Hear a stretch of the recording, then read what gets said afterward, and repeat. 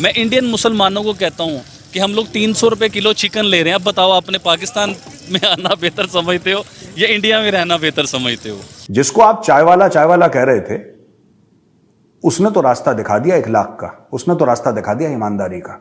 उसने बोला कि भाई मैं 2 कपड़े लेकर आया था और जिस दिन प्रधानमंत्री नहीं रहा ना भारत का, तो मैं वही 2 कपड़े लेकर वापस अहमदाबाद चला जाऊंगा। इंडिया क्योंकि इस वक्त चेयर है शंघाई कोऑपरेशन ऑर्गेनाइजेशन की उसके पास है, तो उसने पाकिस्तान के डिफेंस मिनिस्टर को इनवाइट किया है। आप पाकिस्तानी मुसलमान की इज्जत देख लो और इंडियन मुसलमान की इज्जत देख लो, आप यकीन मानो आपको समझ आ जाएगी इन चीज़ों की। ईमानदारी देखो, उस चाय वाले की ईमानदारी देखो, और अगर कुछ शर्म रह गई है धेले भर की ना, 2 रुपए की अगर तुम्हारे दिल में शर्म रह गई है तो सीख लो।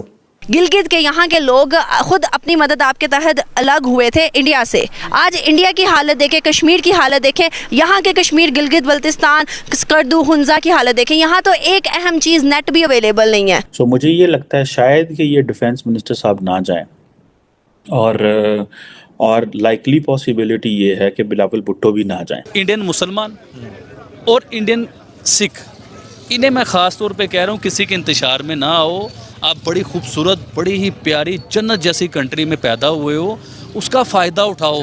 एक बंदा है जो कहता मेरे पास जो भी है यार वो कौम का है, तुम लुटा दो कौम पे, मुझे कुछ नहीं चाहिए, मैं इस कपड़े में आया हूं, उस कपड़े में चला जाऊंगा। और दूसरा तुम्हारा हैंडसम, वो कह रहा है कि पूरी कौम को जेल में डालो, सालों को सबको डालो जेल में। मुझे तो लगता है या इंडिया या चाइना कब्जा करेगी और कुछ भी नहीं है पाकिस्तान पे, मुझे तो ऐसा लगता है। एक बिजनेसमैन इंडिया का, आप ये देखिए कि पूरे पाकिस्तान के पैसे से ज्यादा पैसा उसके पास है। देखिए ना कि एक वक्त आया कि इंडिया वो पोजीशन ले रहा है कि इंडिया को वो कह रहे हैं कि भाई हम इंडिया अमेरिका के अंदर नौकरी पैदा कर रहा है, बोइंग जो है एयरक्राफ्ट को लेके।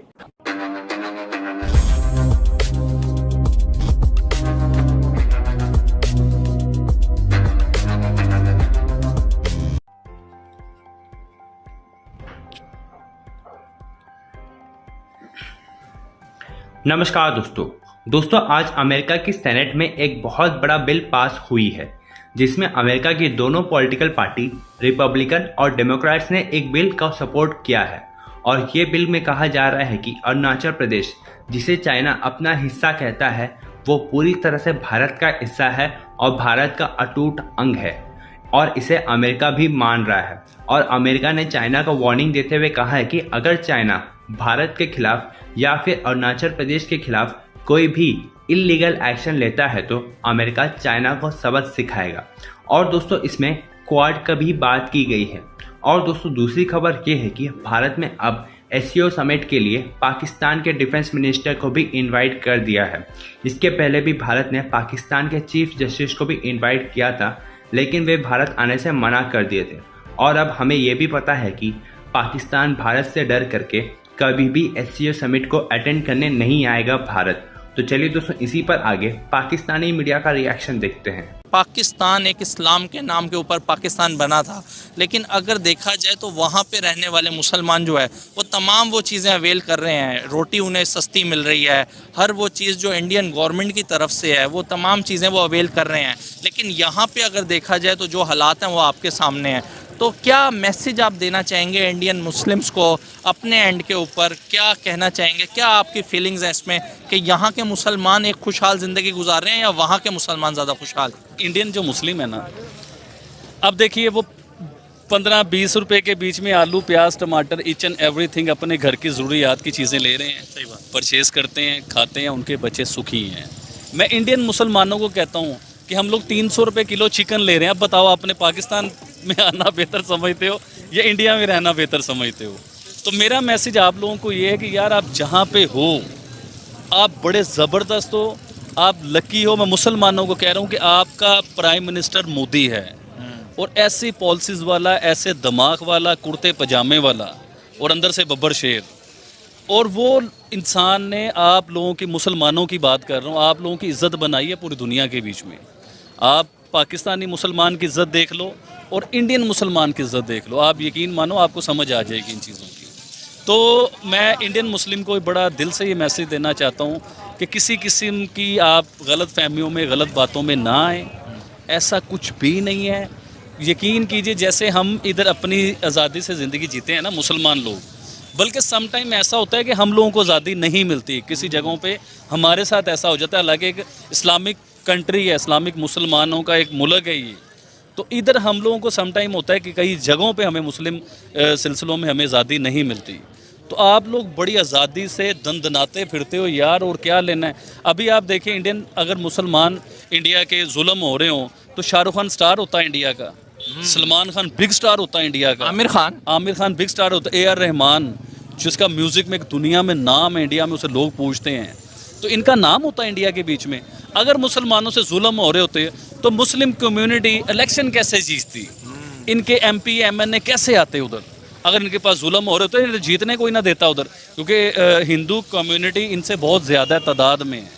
तो मकसद ये है कि आप लोगों को जो गलत बात बताई जाती है उस गलत बात से परहेज करें। और पढ़े लिखा दौर है यार, आप सर्च करें, मैं इंडियन मुसलमानों को कह रहा हूँ, आप सर्च करो दुनिया में क्या हो रहा है और आपके साथ क्या हो रहा है, तो आप बड़े सुखी हो, बड़े लकी हो, आप लोग इंडिया में पैदा हुए हो, आप बड़े लकी हो। अब देखो आपके बड़े चाचे ताए दादे बुज़ुर्ग कोई भी पाकिस्तान में शिफ्ट हुआ, अभी उसे फ़ोन करो मेरे कहने पे, उससे पूछो पाकिस्तान में कैसे ज़िंदगी जी रहे हो, तो उसे समझ आ जाएगी। वो आपको ज़रूर कहेगा आपका बड़ा, काश हम इंडिया से वापस ही ना आते। यकीन करें, अब आपको शेम फील हो रही है, लेकिन जो बात सच है वो करनी चाहिए। अगर उनके बड़े इंडिया से पाकिस्तान ना आए होते तो उन्हें आज ये हालात देखने ना पड़ते। इंडिया में आप ये देखिए, सिख, हिंदू, ईसाई, मतलब क्रिश्चियंस, ये सब एक इकट्ठे रह रहे हैं। कोई बम नहीं फट रहा, कोई लोग तबाह नहीं हो रहे, कोई लड़ नहीं रहे, कोई मर नहीं रहे।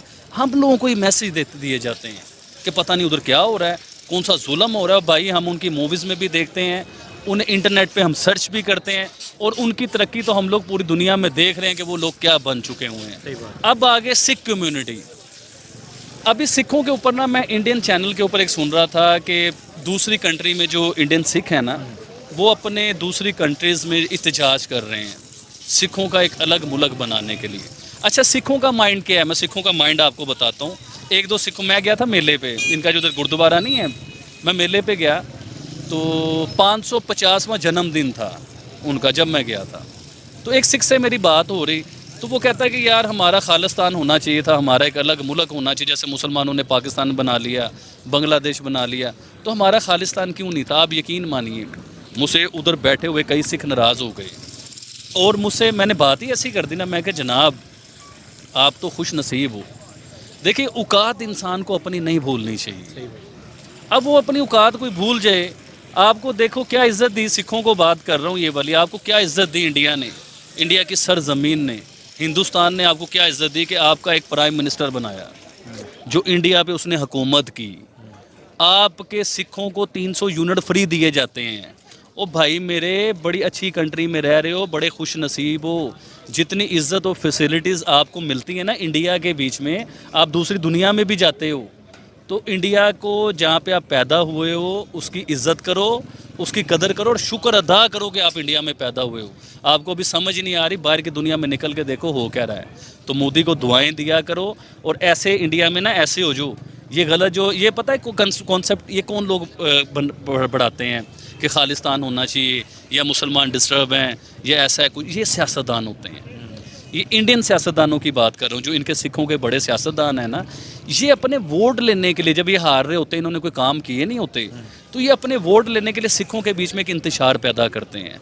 वो इंसान जुनून, अब सिख क्या समझ लीजिए कि पंजाब जहाँ पे हम खड़े हुए हैं, ये पंजाब है, ये लाहौर, मतलब ये रियली वाकई ये सिखों का था। जहाँ पे हम खड़े हुए हैं ना, इधर सारे सिख ही होते थे। ये हमारा अंदरून शहर, भाटी, लुहारी, गेट जितने भी हैं, लाहौर शहर, ये दाएं बाएं गुजरांवाला, फैसलाबाद, शेखुपुरा, मुल्तान, साहिवाल, ये सारे सिख कम्युनिटी थी इधर। तो सिखों का वाकई बहुत बड़ा सेटअप था, पंजाब सारा था ही सिखों का। उन्हें तकलीफ़ होती है इस चीज़ को लेके कि यार हमारे अबाव जात के घर थे पाकिस्तान में, लाहौर में, तो वो सारे हमसे छीन के हमें इंडिया में कर दिया गया। तो उनके ज़हन में ऐसी बात है। लेकिन मैं फिर भी आप लोगों को कहूँ कि जो भी हुआ, जैसा भी हुआ, देखिए पार्टीशन तो होना था, वो पार्टीशन हो गया, किसी ने तो इधर जाना था, किसी ने तो उधर आना था। तो आप जहाँ पे हो, यकीन मानो लकी हो, आप बड़ी अच्छी जगह पे हो, आपका प्राइम मिनिस्टर अच्छा है, आपको सहूलतें तहफ़्फ़ुज़ दिए जाते हैं, आपका एक अलग ही सिलसिला सारा, उधर सिख ही नज़र आते हैं। और क्या लेना है यार आप लोगों ने। देखें, परवरदिगार हर किसी के लिए कुछ ना कुछ भेजता है। तो इंडिया के लिए आपको क्या सोच के बनाया परवरदिगार ने, और उसने क्या आपको जीनियस माइंड दिया है कि 100-200 बंदे एक जगह पे खड़े हो ना, हज़ारों लोग, उनका दिमाग इकट्ठा किया जाए, तो उनका हज़ारों का मिक्सचर हो। वो जीनियस लोगों की बात कर रहा हूँ, आम जैसे लोगों की बात नहीं कर रहा। उनका मिक्सचर निकाला जाए ना, तो एक मोदी पूरा नहीं बनता। ऐसा दिमाग देखिए ना यार, कि इंडिया की जंपिंग, सही बात। इंडिया की ग्रो, इंडिया का आईटी, इंडिया के वजीर आजम, इंडिया मतलब each and everything India India है भाई। तो इंडिया बड़ी ख्वाहिश है जी हमारी।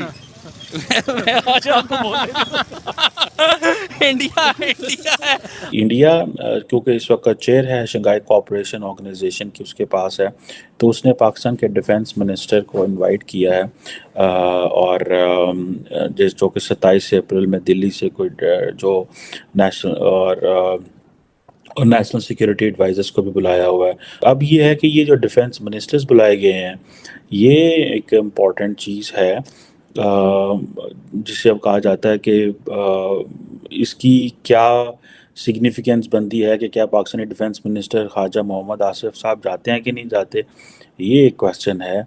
आप देखें पाकिस्तान हो, इंडिया, उसके बाद चाइना, रशिया और ये जितने भी सेंट्रल एशियन ममालिक हैं इंक्लूडिंग ईरान, ये जो यूरेशिया है, जो एशिया और यूरोप जो है, इसको अगर आप देखें तो इसमें ये सारे इसका तकरीबन 60% जो एरिया वो यूरेशियन जो है वो कवर करता है, यूरेशियन जो लैंड मैस को उसका कवर करता है, और 40% जो आबादी है दुनिया की यहाँ पे है, दुनिया की कहा जा रहा है 30% जो ग्लोबल जीडीपी है वो इस खित्ते में है। So Pakistan needs to maximum take benefit of this only multilateral forum which is functional and which has a larger economic outlook and is very serious as well, क्योंकि पाकिस्तान जो है वो किसी और बड़े मल्टीलैटरल फोरम में तो है नहीं है, तो यही एक इम्पॉर्टेंट मल्टीलैटरल फोरम है। अब एससीओ ने डिफेंस मिनिस्टर को बुलाया है, अब मई में आपको पता है बिलावल भुट्टो जरदारी को भी बुलाया हुआ है।